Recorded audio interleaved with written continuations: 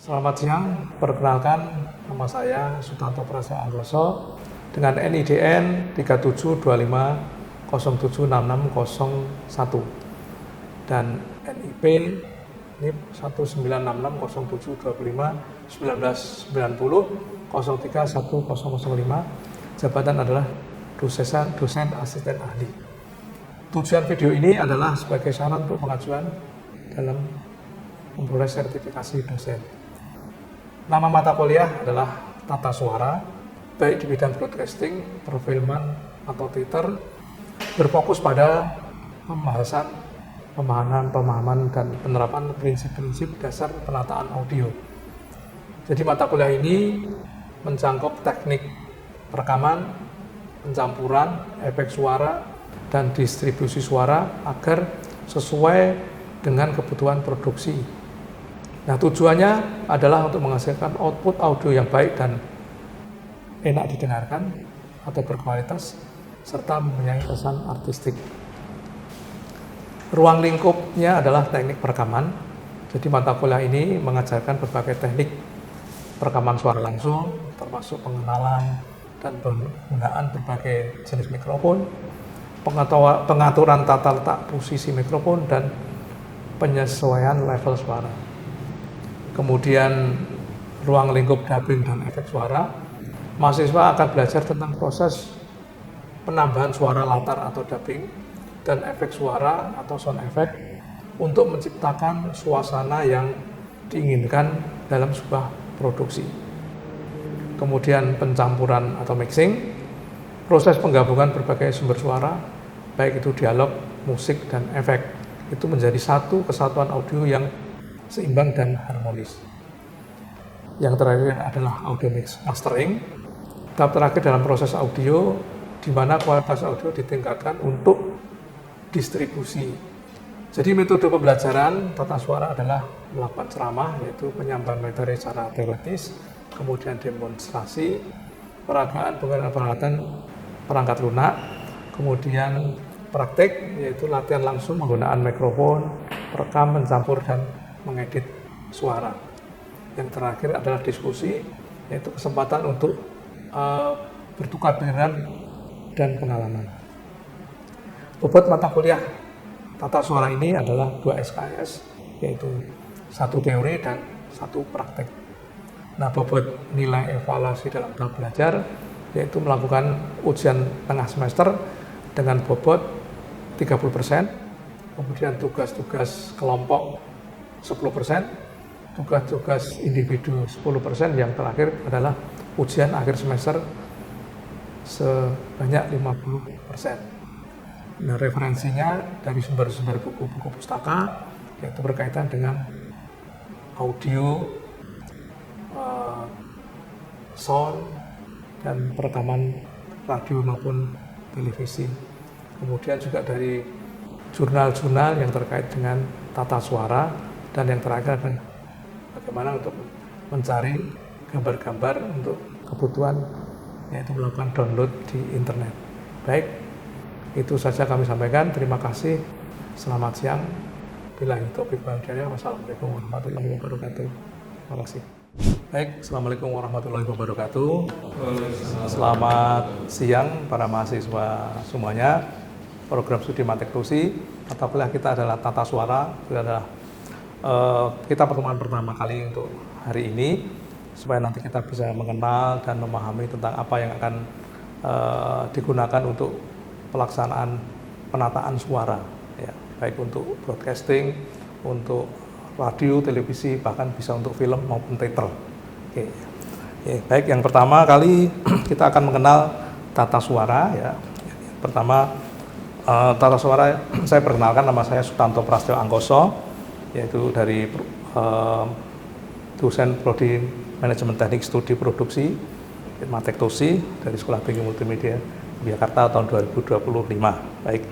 Nah, untuk mempelajari tata suara, mengapa kita harus ada tata suara? Mengapa harus kita ada tata suara? Karena tata suara itu suara yang akan di alam ini adalah banyak sekali yang akan kita butuhkan untuk keperluan broadcasting, untuk keperluan radio televisi, itu banyak ragamnya suara itu. Makanya itu kita akan menyelaraskan, menyeimbangkan dari berbagai macam input dari suara tadi.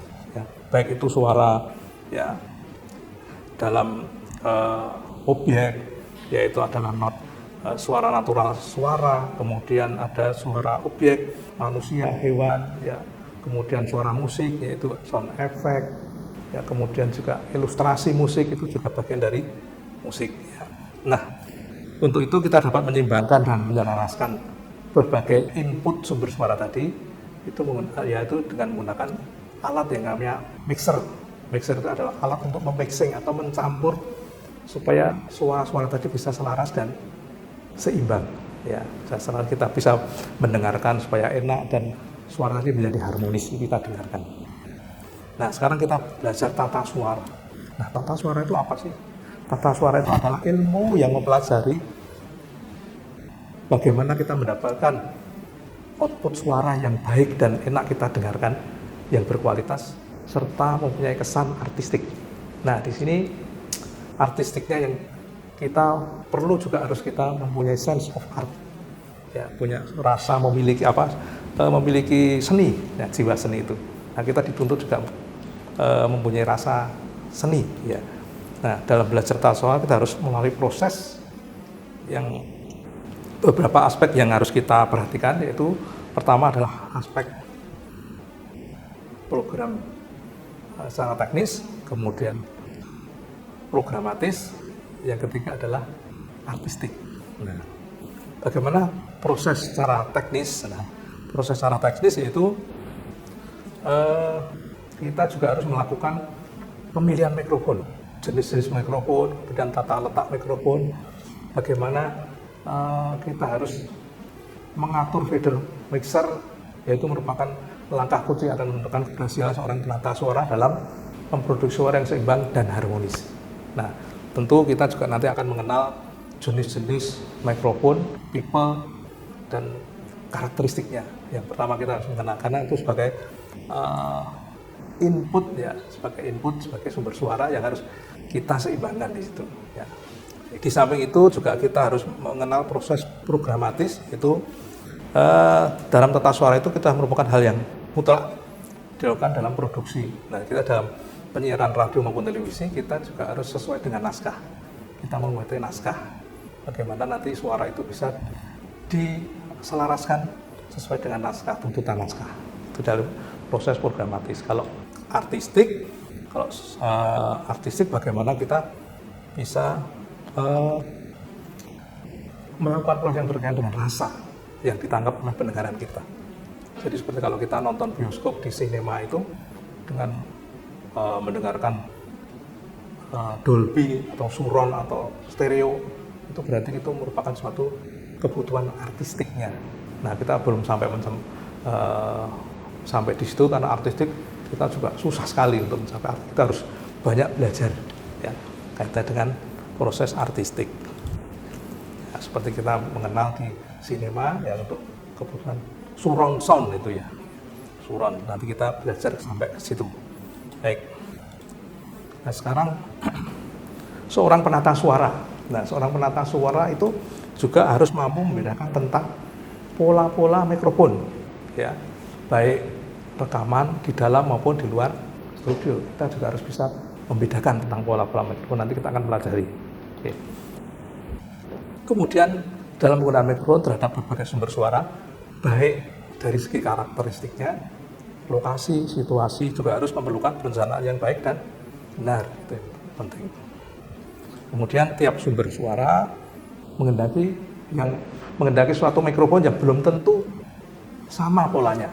Itu harus tergantung dalam kebutuhan penggunaan, baik itu di luar maupun di dalam studio. Itu juga pola-pola mikrofon akan berbeda tentu saja.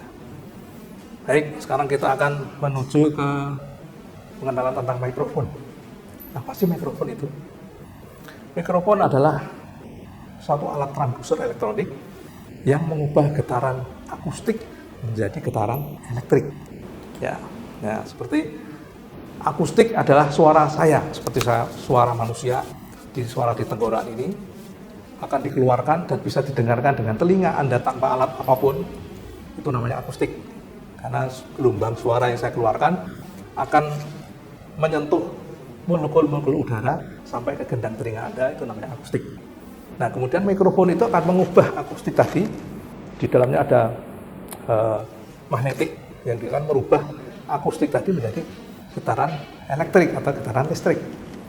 Nah, kalau sudah jadi getaran listrik itu nanti akan dikuatkan atau diperkecilkan suaranya, itu tergantung dari alat yang namanya amplifier. Ya, amplifier. Amplifier itu adalah mengamplifikasi, itu menguatkan. Ya, suara tadi dari elektrik dikuatkan, disalurkan ke alat yang namanya pengubah getaran elektrik menjadi akustik. Apa kira-kira yang Anda tahu? Kebalikan dalam mikrofon. Kalau mikrofon adalah alat transduser elektrik mengubah getaran akustik menjadi elektrik, kalau ini menjadi elektrik menjadi akustik, yaitu adalah alatnya namanya loudspeaker. Loudspeaker itu dari listrik menjadi mengubah jadi suara akustik, langsung bisa didengarkan di telinga Anda. Itu namanya mikrofon. Jadi kalau kita melihat mikrofon yang kita gunakan untuk diproses atau untuk dapat direkam dan digabungkan dengan peralatan yang lain, seperti peralatan mixer, audio, dan recorder. Ini dari bukunya Paul Middleton dan Stephen Gowitz tahun 2008. Ya. Nah, seperti ini sebenarnya mikrofon, cara kerja mikrofon. Jadi akustik, kemudian juga menjadi getaran elektrik. Nah, sekarang mikrofon itu ada berbagai macam jenis-jenisnya. Jenis mikrofon apa saja? Yaitu ada yang namanya dynamic mikrofon, kemudian ada condenser mikrofon, ya, kemudian ada ribbon mikrofon dan carbon mikrofon, ya. Kemudian yang terakhir adalah kristal, ya, kristal. Ya. Sebelumnya mungkin ada pertanyaan kaitannya dengan sumber-sumber suara, kaitannya dengan sumber suara.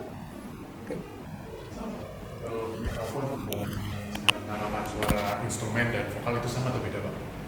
Untuk musik dan vokal, Ya. tentu saja ya tergantung dari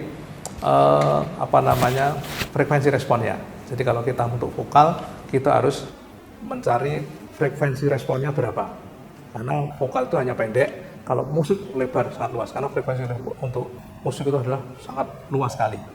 Ya, dari 80 Hz sampai mungkin dari 14 kHz. Kalau vokal hanya 100 Hz sampai 1 kilo atau 1000 Hz. Itu saja. Itu ya. Oke. Baik. Nah, ada jenis-jenisnya. Kita ada dinamik dan kondenser. Nah, yang kita jumpai itu yang biasa kita temui di toko atau mungkin di kegiatan sehari-hari, itu yang namanya hanya dinamik dan kondenser. Ya. Kalau ribbon, karbon, dan kristal itu mungkin sudah tidak ada karena itu waktu hanya sejarahnya dan sudah digabungkan menjadi dinamik dan kondenser karena ribbon dan karbon itu hanya sama dengan kondenser. Ya. Dan mungkin juga kesamaannya sama dengan dinamik juga itu nanti akan tipis sekali perbedaannya. Jadi mungkin bisa digabungkan dinamik dan kondenser. Jadi yang kita temui sehari-hari adalah dinamik dan kondenser. Nah, sekarang kita belajar tentang dinamik mikrofon. Nah, dinamik mikrofon karakteristiknya adalah dibuat sangat kuat. Konstruksinya sangat bagus, ya, digunakan untuk outdoor studio. Jadi ada mikrofon dinamis, jadi dinamis yang kita gunakan itu seperti misalnya untuk wawancara, ya, reportase itu biasanya digunakan untuk di outdoor studio. Dia sangat kuat, ya, karena dia juga tahan terhadap panas. Ya, setelah itu juga dia tahan terhadap kelembapan yang tinggi. Ketika nanti di tempat yang ada kelembapan sangat tinggi, dia akan tahan. Kemudian tahan terhadap goncangan. Ya, goncangan artinya kalau misalnya jatuh pun, ya nanti jatuh tidak dibanting, artinya nanti diambil untuk digunakan masih bisa. Ya masih bisa. Cuman hanya windshieldnya itu, ya cuman pelek windshieldnya itu aja. Kemudian tahan terhadap ledakan yang suara yang kuat atau keras. Artinya tidak diledakkan tapi ya suara yang meletup besar itu dia tahan. Ya. Kemudian kelemahannya adalah sensitivitasnya kurang ya, terhadap sumber suara. Jadi hanya jarak 50 cm saja sudah tidak bisa mampu menangkap dengan baik. Kemudian sound quality yang dihasilkan adalah alami. Ya. Digunakan untuk narrator, voice, vokalis, dan wawancara. Nah, untuk mengetahui jenis mikrofon dinamik, ini adalah gambarnya seperti ini. Kemudian kita akan membahas tentang kondenser mikrofon. Nah, kondenser mikrofon yaitu karakteristiknya adalah hampir kebalikannya dengan dinamik.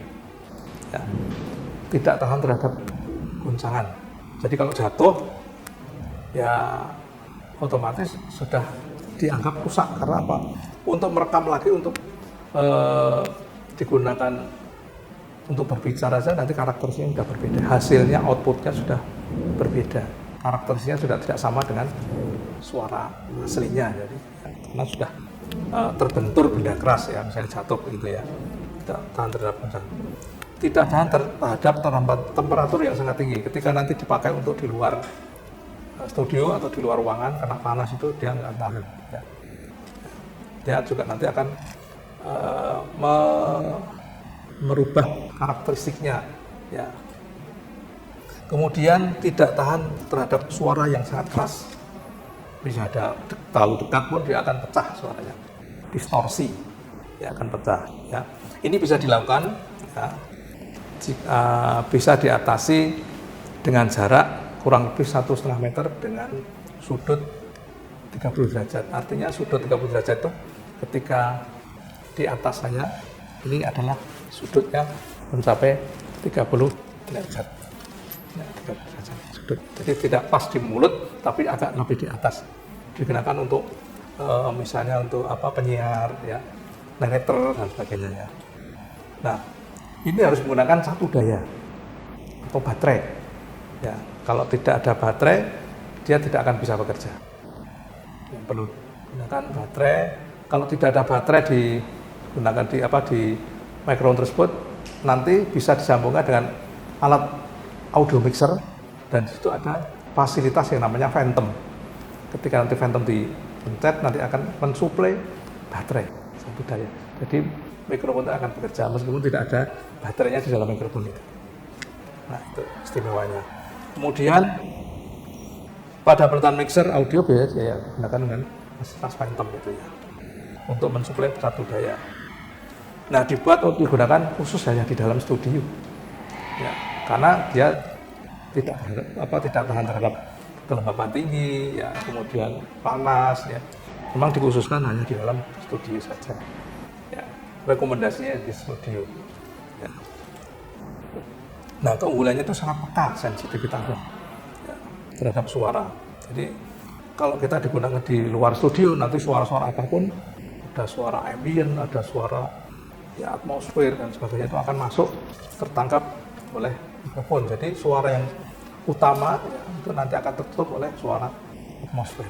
Ya. Nah, suara yang dihasilkan adalah clear, jelas. Ya, untuk voice, speech, perbincangan, dan untuk musik ya digunakan untuk. Ya. Nah, sekarang kita lihat jenis mikrofon kondenser, gambarnya seperti ini. Ada pertanyaan mungkin? Ya. Dalam kelengkapan mikrofon, khususnya buat mikrofon kondenser ini, fungsi dari itu yang digambar pop filter itu. Oke, baik. Ada pertanyaan, fungsinya untuk pop filter itu untuk apa? Nah, pop filter itu kalau biasanya digunakan untuk voice, untuk penyanyi ya, atau vokalis, itu biasanya untuk menahan terhadap angin ya, hembusan nafas atau suara yang dikeluarkan oleh vokalis ya akan tertutup ya, akan tertapis oleh pop filter tersebut. Dan kemudian juga bisa untuk menjaga jarak. Karena vokalis itu biasanya ada mundur, maju, mundur dan sebagainya. Kalau misalnya vokalis maju dan mundur, itu akan karakteristik suaranya akan berbeda. Makanya juga akan diberikan batasan seperti itu, dan supaya dia akan bisa menguasai jaraknya. Jarak tetapnya seperti itu. kira-kira ini dia akan mundur, dia akan bisa membatasnya. Ya, tidak akan mundur sekali, kemudian maju sekali, tidak ada batasnya. Ya. Jadi fungsinya fog filter ya untuk menapis angin, atau mungkin bahkan juga ya hembusan ya air yang ada di dalam mulut kita juga termasuk itu juga, dan termasuk untuk menjaga jarak. Itu saja ya. Oke, sudah jelas? Oke, ya. Baik, mikrofon tadi sudah kami jelaskan jenis-jenisnya. Kemudian, mikrofon itu juga akan dipengaruhi oleh sifat-sifat dan karakteristiknya. Yang pertama adalah polarity, ya, yaitu kemampuan mikrofon untuk menerima sumber suara dari jarak tertentu, dari arah tertentu. Ya, arahnya bagaimana? Dari depan atau belakang atau nanti ada gambarnya. Ya. Kita dikelompokkan polarity itu menjadi omnidirectional, unidirectional, bidirectional, dan superkardio dan hiperkardio. Nah, kalau kita melihat gambar omnidirectional itu kayak apa, polarity-nya seperti ini ya. Sebelah kiri itu adalah omnidirectional, itu arahnya adalah penangkapannya suara adalah melingkar. Jadi dari arah manapun bisa menangkap suara itu. Kemudian unidirectional adalah hanya arah depan saja, hanya arah depan. Kalau di B bisa arah depan dan arah belakang bisa tertangkap melalui mikrofon tersebut. Nah, itu istimewa dari kondenser. Kalau kita menggunakan dinamik itu hanya satu arah saja, yaitu arahnya unidirectional, ya arah depan saja, tidak ada arah samping sana samping. Jadi arah putar omni apalagi tidak bisa. Ya, khusus hanya untuk polarity mikrofon jenis kondenser. Kemudian ada frekuensi respon, yaitu kemampuan suatu mikrofon untuk menerima sumber suara dari frekuensi 50 Hz sampai dengan 12 kHz. Itu tadi misalnya untuk musik itu bisa menerima 50 sampai 12 dari jangkauannya, responnya frekuensi itu mampunya 50 sampai dengan 12 kHz. Ya. Nah, maksudnya mikrofon tersebut mampu merubah getaran akustik sumber suara yang mempunyai frekuensi 50 sampai dengan 14 kHz. Ya, menjadi getaran elektrik dan audio secara sempurna. Bisa digunakan untuk vokal dan bisa digunakan untuk musik. Ya, tadi. Nah, gambarnya akan seperti ini. Ya. 20 sampai 20 ya. Kemudian di samping frekuensi respon, mikrofon juga dipengaruhi oleh sensitivity, kepekaan. Itu kemampuan suatu mikrofon untuk menerima sumber suara dari jarak tertentu. Nah, untuk beberapa jenis mikrofon yang paling sensitif adalah jenis karbon mikrofon tadi. Tapi sudah artinya sudah di merger atau sudah digabungkan menjadi kondenser. Ya. Nah, ukuran kepekaan mikrofon untuk operasional pada audio mixer itu diberi batasan 0 dB, minus 10. Jadi semakin minus 70 itu semakin peka. Karena mikrofon itu kalau normal itu hanya 0 dB. Ya, ketika sudah lama dipakai, pasti akan sensitivitasnya juga akan menurunkan faktor usia. Ya, mikrofon juga punya usia kalau seperti pendengaran kita. Semakin tua juga usia kita pendengaran akan berkurang. Mikrofon juga seperti itu. Ya, jadi nanti kalau sudah berkurang nanti akan dipindah lagi jadi minus 10 dB yang akan lebih peka. Misalnya masih kurang peka, ditambah lagi menjadi minus 20, minus 50 sampai pol adalah minus 70. Kalau minus 70 kurang peka berarti mikrofon itu sudah rusak. Harus perlu penggantian. Itu tadi ya, jenis sensitivity. Jadi kalau kita di mikrofon jenis kondenser, contohnya ada minus 10, di sini ada minus 10 dan kosong, itu untuk sensitivity ya. Ini bentuknya untuk vokal dan musik ya. Kemudian juga dipengaruhi yang terakhir adalah impedansi. Impedansi itu adalah tahanan semu pada saat mikrofon tersebut menerima sinyal audio atau menjelaskan ukuran penolakan terhadap arus bolak-balik atau sinusoid tegangan bolak-balik ya. Jadi kita misalnya mikrofon itu yang mempunyai impedansi rendah, disambungkan ke audio mixer yang impedansinya tinggi, itu bisa masih diizinkan, asalkan masih dalam perbandingan 1:5. Jika melebihi terhadap perbandingan tersebut akan terjadi losses. Losses itu hilang. Jadi suara sinyal audio tadi akan hilang karena perbandingannya akan melebihi. Ya. Ketika impedansi rendah, impedansi tinggi ke impedansi rendah, maka akan terjadi distorsi. Distorsi kebalikannya adalah cacat suara. Kalau terlalu tinggi pecah suaranya, jadi akan pecah. Jadi nggak bisa diterima dengan baik. Sekarang kalau kita sudah mempelajari kaitan dengan pengaruh dari mikrofon, nah sekarang jaraknya berapa mikrofon dengan sumber suara? Kalau kita berbicara dengan mikrofon itu, berapa jarak mikrofon dengan sumber suara? Jawabannya adalah relatif. Relatif tergantung di mana kita berada. Ya. Misalnya, ya, berapa jarak mikrofon dengan sumber suara? Itu ada tiga kategori. Yang pertama adalah tempat yang sepi, yang hening, seperti di studio, yang mungkin AC-nya noise-nya rendah. Ya. Kalau di studio kan AC noise-nya kan rendah. Atau mungkin tidak ada noise sama sekali. Tempat yang berakustik tinggi, maka jaraknya sumber suara dengan mikrofon ada sekitar 30 sampai dengan 50 cm. Kira-kira 50 cm, nah kira-kira jarak 30 sampai 50 cm masih bisa mikrofon bisa menangkap.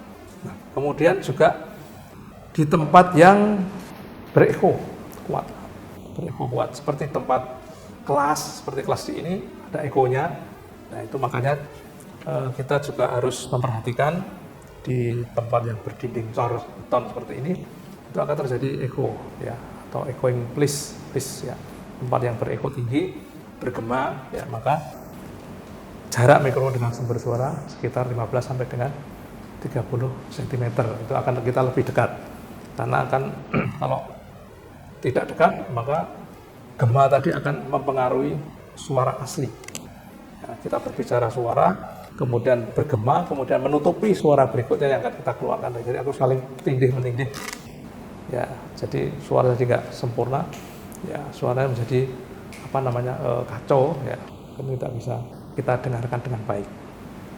Kemudian di tempat yang berisik atau bernoise tinggi, atau ya dominan kuat seperti misalnya di pinggir jalan gitu. Kalau kita wawancara atau seorang jurnalis ya, kita menggunakan mikrofon jenis dinamik. Nah kalau kita di tempat yang bernoise tinggi, ada suara-suara mesin, suara klakson mobil, itu akan menutupi suara yang akan kita, sumber suara yang akan kita rekam, yang akan kita butuhkan. Jadi akan menutupi suara yang akan kita butuhkan. Jadi tidak ya, jadi informasi yang disampaikan oleh sumber suara atau narasumber akan tertutup dan tidak akan terdengar dengan baik. Itu jadi kalau misalnya ditanya berapa jarak mikrofon dengan sumber suara, relatif tergantung di mana kita berada. Jadi kalau berada berarti ada 3 kategori, yaitu di tempat yang sepi, di tempat yang berecho, kemudian tempat yang bernoise tinggi. Itu ya. Itu sementara mata kuliah hari ini kaitannya dengan mikrofon, jenis-jenis mikrofon. Nanti juga akan membahas tentang tipe-tipe mikrofon yang digunakan di luar maupun di dalam studio.